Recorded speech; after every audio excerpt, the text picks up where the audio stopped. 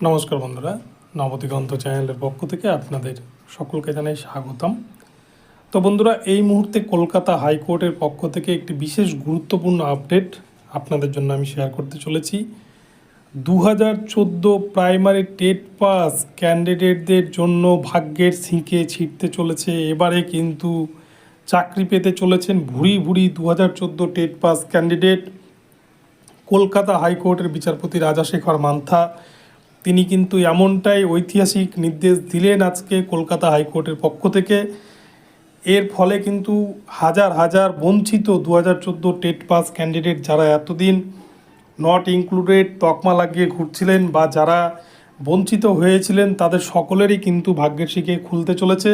তো চলুন আমরা এই ভিডিওর মাধ্যমে বিস্তারিত দেখে নিই। তবে তার আগে বলে রাখি, যারা প্রথমবার আমার চ্যানেলটি ভিজিট করছেন আপনারা কিন্তু অবশ্যই আমার চ্যানেলটিকে সাবস্ক্রাইব করে নেবেন, কেননা এ ধরনের আপডেট আপনি কিন্তু সবার আগে সবার প্রথমে আমার নবদিগন্ত চ্যানেল থেকেই পেয়ে যাবেন। তো চলুন বন্ধুরা, তাহলে আমরা এবারে আজকের এই আপডেটটি বিস্তারিত প্রথম থেকে শেষ পর্যন্ত দেখে নিই। তো বন্ধুরা, আপনারা দেখেছেন যে 2014 প্রাইমারি টেটে যে বিপুল পরিমাণ দুর্নীতি, অনিয়ম, বেনিয়ম এবং সমস্ত দুর্নীতির অভিযোগ উঠেছে। টেট ফেল প্রার্থীদেরকে এখানে চাকরি পাইয়ে দেওয়ার মতো কিন্তু ভয়ঙ্কর দুর্নীতির অভিযোগ রয়েছে।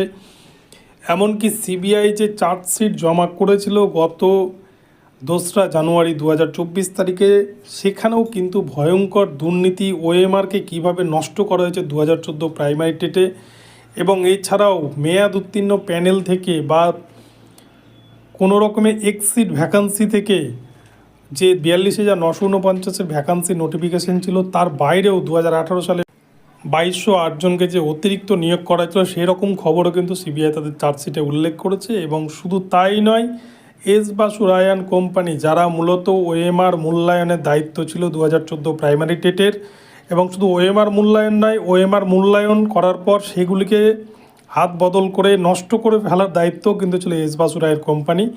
তো সেই এস বাসুরায়ান কোম্পানির যিনি কর্ণধার কৌশিক মাঝি যে স্টেটমেন্ট দিয়েছেন সিবিআইয়ের কাছে, তার ফলে কিন্তু ভয়ঙ্কর কিছু তথ্য উঠে এসেছে। এবং কলকাতা হাইকোর্ট 2014 প্রাইমারি টেট নিয়ে কিন্তু একাধিক মামলা কলকাতা হাইকোর্টে হয়ে এসেছে কন্টিনিউ, এবং সেই সমস্ত মামলার কারণে জর্জরিত কলকাতা হাইকোর্ট। আর প্রতিদিন নতুন নতুন মামলায় আমি আগে থেকেই বলছি যে প্রাইমারি বোর্ডকে কিন্তু নাকানি চোবানি খেতে হচ্ছে। 2014-তে এমন দুর্নীতি করে রেখেছে প্রাক্তন পর্ষদ সভাপতি মানিক ভট্টাচার্য, যেখানে কোনো নিয়ম মানেনি, কোনো প্যানেল ছিল না, রাতের অন্ধকারে এসএমএসের মাধ্যমে নিয়োগ হয়েছে, এই সমস্ত দুর্নীতি। এবং দেখা গেছে যাদের একাডেমিক স্কোর বেশি বা যারা নম্বর বেশি পেয়েছেন তারা কিন্তু প্যানেলে জায়গা পাননি, আর যাদের একাডেমিক কম বা যাদের নম্বরও অনেক কম তারাও কিন্তু প্যানেলে জায়গা পেয়েছেন। যারা রিজার্ভেশন ক্যাটাগরিতে ছিলেন তাদেরকে রিজার্ভেশন ক্যাটাগরির আওতায় নিয়ে আসা হয়নি। সেক্ষেত্রে 42,000-এর প্যানেলে দেখা যাচ্ছে জেনারেলের কাট অফ যাচ্ছে 10 বা 11 ডিপিএসসি ওয়াইজ, আর সেক্ষেত্রে কিন্তু যারা এসসি এসটি ওবিসি রয়েছে তাদের কিন্তু কাট অফ দেখা যাচ্ছে যে 18, 20 এরকম করে কাট অফ যাচ্ছে। অর্থাৎ যেখানে উল্টোটা হওয়ার কথা ছিল যে রিজার্ভেশনে কাট অফ কম কিন্তু জেনারেলের কাট অফ সবার হাই, কিন্তু দেখা গেছে 42,000-এর ক্ষেত্রে অন্যরকম নিয়ম ফলো করেছে প্রাইমারি বোর্ড।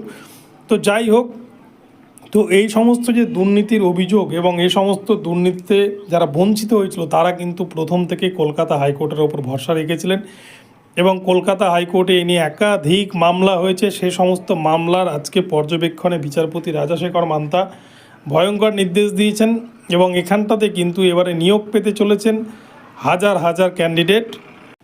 আগামী 2 সপ্তাহে অর্থাৎ 14 দিনের মধ্যে কিন্তু 20টা ডিপিএসসি থেকে সমস্ত তথ্য সংগ্রহ করে কোন ডিপিএসসিতে কত পরিমাণ ভ্যাকান্সি ছিল এবং কী পরিমাণ ভ্যাকান্সি ফাঁকা আছে সেই লিস্ট প্রাইমারি বোর্ডকে কিন্তু জমা করতে হবে কোর্টে 14 দিনের মধ্যে।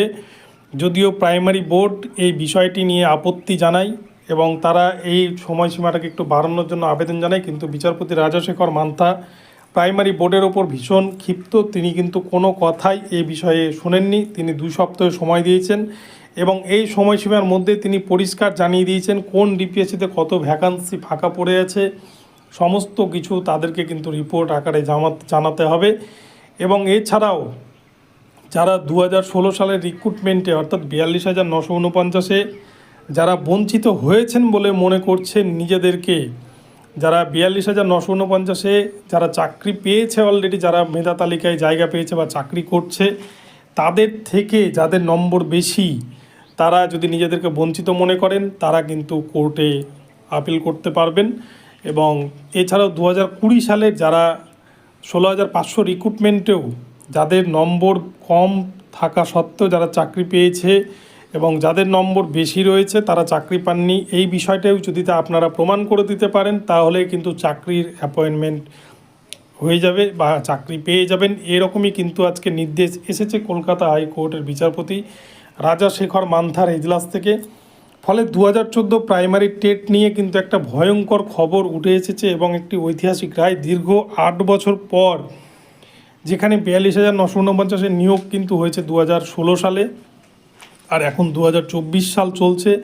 দীর্ঘ 8 বছর পর, 8 বছর ধরে বঞ্চিত হয়ে রয়েছেন ক্যান্ডিডেটরা। এই দাবি নিয়ে তারা কিন্তু কলকাতা হাইকোর্টে একাধিক অভিযোগ জানিয়ে তারা মামলা দায়ের করেন এবং সে সমস্ত মামলাতেই একের পর এক ঐতিহাসিক রায় দিয়ে চলেছেন বর্তমানে কলকাতা হাইকোর্টের বিচারপতি রাজাশেখর মান্থা মহাশয়। আমরা দেখেছিলাম এর আগে প্রাক্তন বিচারপতি অভিজিৎ গঙ্গোপাধ্যায়, তিনিও কিন্তু এরকমভাবে ঐতিহাসিক রায়গুলো দিচ্ছিলেন পিটিশনারদের পক্ষে এবং দুর্নীতির বিরুদ্ধে। সেক্ষেত্রেও কিন্তু বিভিন্ন সত্যতা আমাদের সামনে উঠে আসছিল। আর এবারে কিন্তু বিচারপতি রাজাশেখর মান্থার এজলাসে এই সমস্ত মামলাগুলো আসার পরে আমরা কিন্তু বিচারপতির এজলাস থেকে ভালো রেসপন্স দেখছি পিটিশনারদের পক্ষে। এবং প্রাইমারি বোর্ড কিন্তু আবারও ভীষণ অস্বস্তির মধ্যে পড়ে গেলেন। প্রাইমারি বোর্ডের যিনি নবনিযুক্ত সভাপতি গৌতম পাল মহাশয়, উনি কিন্তু সংবাদ মাধ্যমে বারংবার এই যে 42,949-এর নিয়োগ, সেখানে যে অনিয়ম বেনিয়মের যে বিভিন্ন অভিযোগ উঠে এসেছিল, সেগুলোকে তিনি কিন্তু কোনোভাবেই মানতে চাননি এবং তিনি বারবার একটা কথাই বলতেন যে এতদিন যা হওয়ার হয়ে গেছে, নতুন করে আর কিছু হতে দেব না বা নতুন করে কোনো দুর্নীতি হবে না, এই বিষয়টা কিন্তু উনি বলতেন। কিন্তু এত যে হাজার হাজার ক্যান্ডিডেট যারা বর্তমানে রাস্তায় আন্দোলন করছে, যারা নট ইনক্লুডেড তকমা নিয়ে ঘুরে বেড়াচ্ছে, অলরেডি 16,500-তে 3929 ভ্যাকান্সি থাকলেও সেটাও কিন্তু প্রাইমারি বোর্ড কিছুতেই দিতে চাইছে না বা পর্ষদের সভাপতি তিনি বারংবার কিন্তু ক্যারি ফরওয়ার্ডের তত্ত্ব আওড়ে গেছেন। তো এবারে যে আজকে নির্দেশটা এসেছে বিচারপতি রাজাশেখর মান্থার এজলাসে, এখান থেকে কিন্তু আরও কয়েক হাজার ক্যান্ডিডেট যারা কিন্তু কলকাতা হাইকোর্টমুখী হতে চলেছে আগামীতে এবং নতুন করে অনেকেই কিন্তু চাকরি পেতে চলেছেন আগামী কয়েকদিনের মধ্যে। তো ডিপিএসসি থেকে 14 দিনের মধ্যে সমস্ত ভ্যাকান্সি রিপোর্ট জানাতে হবে পর্ষদকে এবং তারপরেই ফাইনাল অর্ডারটি দেবেন বিচারপতি রাজাশেখর মান্থা। তো ভিডিওটি আপনাদের কেমন লাগলো অবশ্যই জানাবেন। ভিডিওটি ভালো লাগলে চ্যানেলটিকে সাবস্ক্রাইব করে দেবেন আর প্রতিনিয়ত এই ধরনের নতুন নতুন আপডেট পেতে চ্যানেলটিকে ফলো করতে থাকুন। ধন্যবাদ সকলকে, ভালো থাকবেন।